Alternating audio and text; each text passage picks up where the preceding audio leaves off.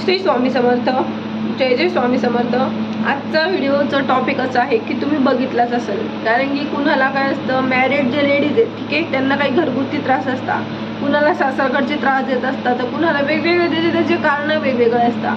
तर त्यामुळं आहे ना मला असं वाटलं की एखादा व्हिडिओ बनवा जेणेकरून कुणापर्यंत जर पोहोचला हा व्हिडिओ, ज्यांना आता खूप समाजामध्ये खूप जणांना त्रास होतोय.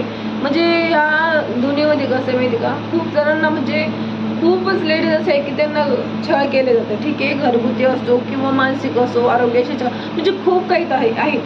पण मग अशा लेडीजने काय केलं पाहिजे की श्री स्वामी समर्थांचं जप केला पाहिजे त्यांच्या. तसंच स्वामी समर्थांचं जर तुम्ही नामस्मरण जरी केलं तर स्वामी समर्थांचे जे नामस्मरणामध्ये नामामध्ये ना खूपच म्हणजे खूपच शक्ती आहे. तसं म्हणता येईल की तुम्ही जर माळ जपल्या स्वामी समर्थांची 11 वेळेस तुम्ही माळ जप करा.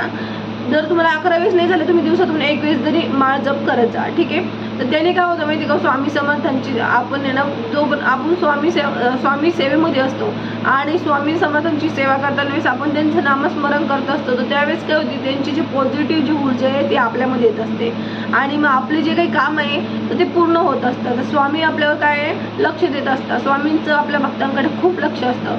तर ज्या म्हणजे लेडीज आहेत त्यांना ज्या काही कारणे असेल त्यांची, तर त्यांनी मला कमेंटमध्ये सांगा आणि मी केंद्रामध्ये जात असते, तर मी तिथल्या अध्यक्ष जे आहे तिथे, तर मी त्यांना विचारून तुमचे नक्कीच जे काही तुमचे कारण आहे त्याचं मी तुम्हाला उत्तर देईन. आणि असंच की हा व्हिडिओ बनवण्याचा उद्देश असा होता की काही लेडीज असं असतं की त्यांना समजत नाही काय करावं, की खूप त्रास होतोय त्यांना, मानसिक आजार असतो, खूपच म्हणजे खूपच अडचणीत असतात काही वेळेस. तर मग कसं असतं की लेडीज सांगणार कधी कुणाला, खूप डिप्रेशनमध्ये असतात, कुणी कामाला जाणारे असतात.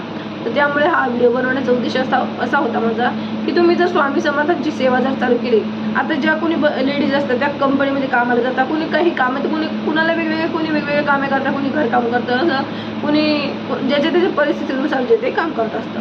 पण माहिती का, तुम्ही निदान 10 मिनिटं 5 मिनिटं तरी स्वामी समर्थांची सेवा करा. सेवा करा म्हणजे काय की तुम्ही फक्त काय करा, स्वामींची नामस्मरण जरी केलं तुम्ही स्वामीचं तर खूप झालं. नाही तर अजून एक उपाय की तुम्ही स्वामींचे 11 गुरुवार करा. 11 गुरुवार केल्याने काय होतं माहिती का, स्वामींचं जे काही स्वामी तुमच्यावर खुश होता आणि स्वामी तुम्हाला आशीर्वादित करता. 11 गुरुवारच्या नंतर तुम्ही मग स्वामींना नैवेद्य वगैरे दाखवू शकता 11 गुरुवार तुमचे झाल्याच्या नंतर. तसं जसं आहे की तुम्ही दर गुरुवारी जर स्वामींना तुम्ही स्वामींच्या मूर्तीला तुम्ही स्नान घातलं ठीक आहे, दुधाने वगैरे त्यांना धुवून काढली पाहिजे मूर्ती स्वामींची. तसंच दूध नसेल तर पाण्याने सुद्धा चालतं, तसं काही नाही. पण तुम्ही दर गुरुवारी स्वामींची सेवा करायचं. सेवा म्हणजे कसं की स्वामींना नैवेद्य दाखवणं, छोटंसं नैवेद्यामध्ये खूप मोठं काही नसतं. तुमच्या मनात तुमच्या घरात जे काही असेल ते नैवेद्य दाखवायचं आणि स्वामींना तुमच्या मनातली हर एक गोष्ट सांगायची. स्वामी तुम्ही बघा काय होतं माहिती का, स्वामी आपलं बोलणं ऐकतं ते. कारण की मी माझ्याबद्दल पण सांगते, कारण की मी पण स्वामींना खूप भांडत असते, खूप बोलत असते की स्वामी तुम्ही माझी प्रार्थना स्वीकार करा. आणि मला स्वामी त्याचं उत्तर देता. कशामार्फत देतात, तर व्हिडिओ मार्फत देता. मी एखाद्या वेळेस फोनमध्ये हातामध्ये घेतला का तर मग माझ्या समोर अचानक एक व्हिडिओ येऊन जातो, मग त्याच्यामध्ये स्वामींनी मला उत्तर दिलेलं असतं. असं होतं. तर तुमच्यासोबत पण असं घडत असेल, तुम्ही स्वामींवर आहे ना, म्हणजे स्वामींवर विश्वास ठेवा. आणि स्वामींचं असं आहे की तुम्ही जे स्वामींना मागता स्वामी ते तुम्हाला देतात, जे तुमच्यासाठी चांगलं आहे तेच स्वामी तुम्हाला देतात असं आहे. तर तुम्ही स्वामींवर विश्वास ठेवून स्वामींचं नामस्मरण करत राहा. तुमचं जे कार्य आहे ते पूर्ण होत जाईल.